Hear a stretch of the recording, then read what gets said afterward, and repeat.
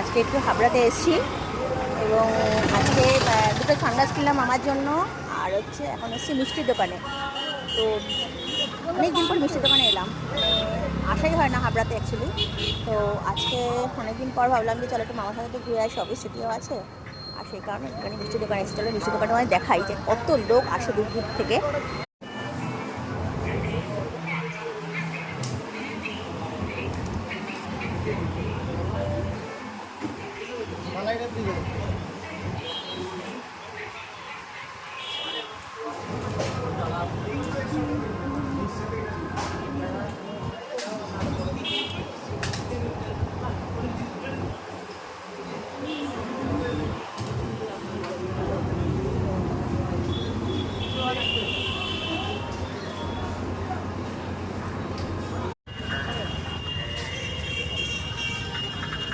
আর দেখো প্রচুর ভিড় হয়, দোকান কখনোই আমি ফাঁকা পাই না। যখনই এসেছি মামারও কেনা হয়ে গেছে।